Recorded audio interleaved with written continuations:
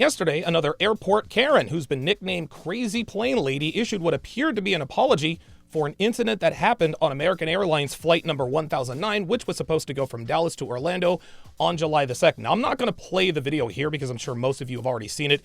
If you haven't, then just Google Tiffany Gomez airplane video or something to that effect. This chick absolutely embarrassed herself and American women with this crazy stunt she pulled. Anyway, let's take a look at the apology. Hi everyone, it's me, Tiffany Gomez, probably better known as the Crazy Plane Lady, which is completely warranted. Okay, so good for Tiffany for verbally acknowledging that her new nickname justifies her behavior. But let's make one thing crystal clear here. Tiffany is only doing this apology because she was caught. If there were only verbal accounts of the incident, she would have denied it until she's blue in the face. But because she was caught on camera, and it's all over the internet, she knows that she could not take the typical route that modern women take. And that route is flat out lying. Gentlemen, women are almost never honest when it comes to recalling an event, especially when they're the ones clearly at fault, which Tiffany absolutely was.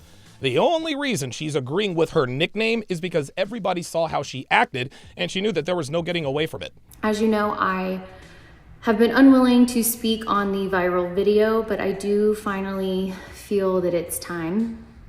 Guys, listen and look at how calm and measured she is compared to the video. Look, just look at the contrast. Look at the contrast in her actions and mannerisms. You see her here on the airplane video and here now, right? As you know, she says, as if she speaks this way all the time.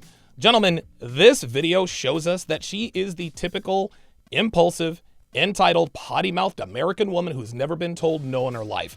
It's actually quite funny how these chicks are getting caught being out of pocket, acting all crazy, swearing and so forth. Then in the apology video, they're always so well-spoken, using words they've never used before and trying to think of the most effective way not to look like the feral animal she clearly was in whatever video caught her viral moment. Never let these women fool you into thinking that the apology version of themselves is the normal version. This right here, this is damage control Tiffany. The real Tiffany is right here, the one you saw on the plane. First and foremost, I want to take full accountability for my actions. Oh, you do you? They were completely unacceptable. Really? Imagine that. Distressed or not, I should have been in control of my emotions, and that was not the case. No shit. My use of profanity was completely unnecessary. Unnecessary, yes. Out of character, no. Again, Tiffany is trying to come off as this professional individual whose brash behavior was but an aberration, a one-off that doesn't define who she is as a person. I shouldn't let the worst moment of my life caught on video be used as a referendum on my overall character. You can see here that Tiffany, she's dressed smartly, she's wearing a blazer, she's looking professional, hardly any cleavage and all the rest of that. She ain't fooling me, and I hope she's not fooling you guys either. Let's continue.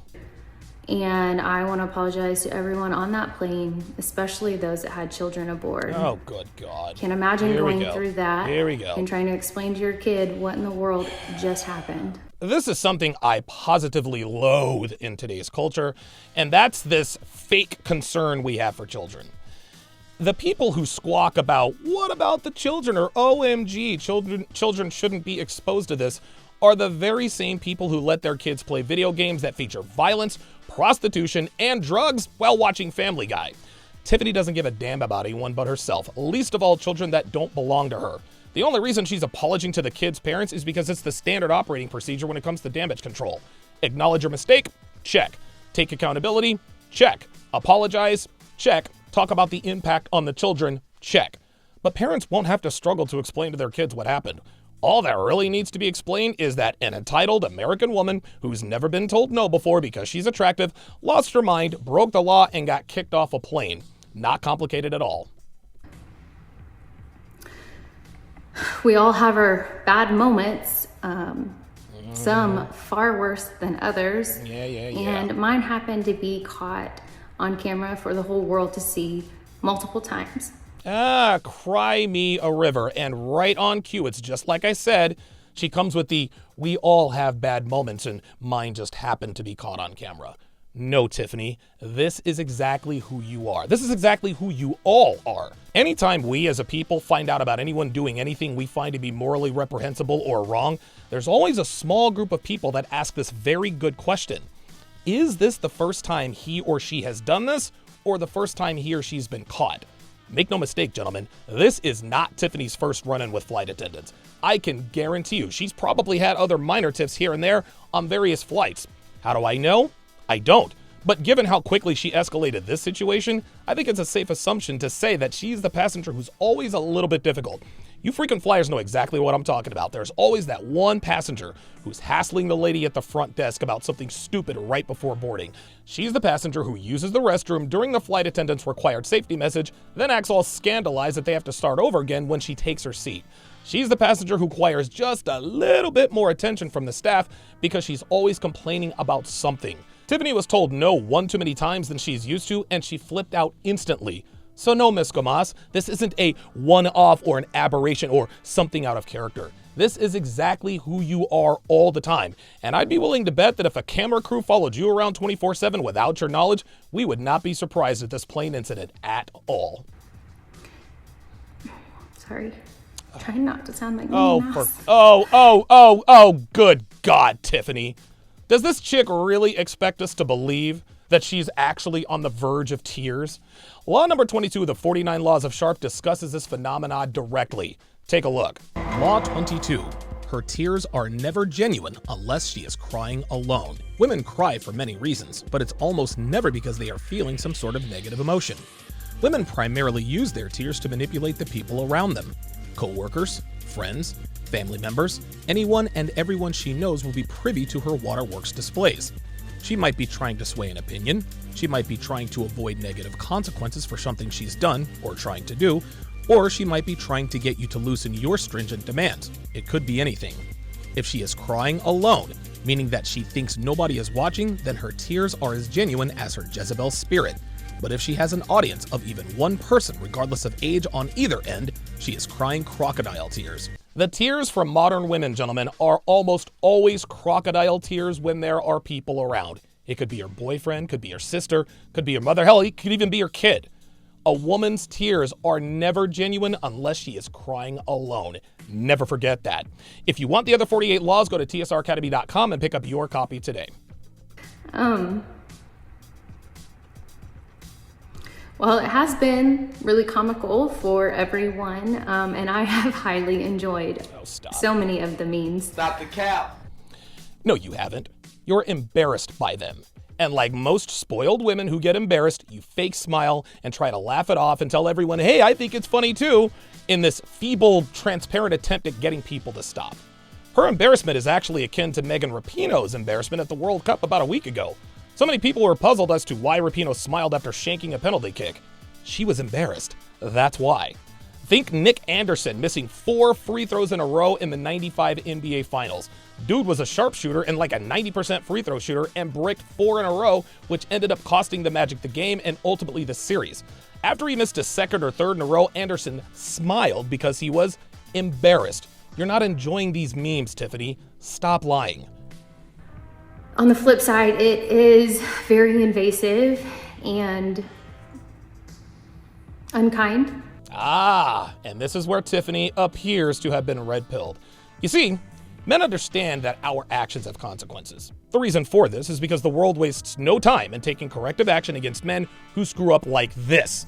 Clearly, we can see that Tiffany's never been held accountable because the bitch managed to keep a plane from taking off.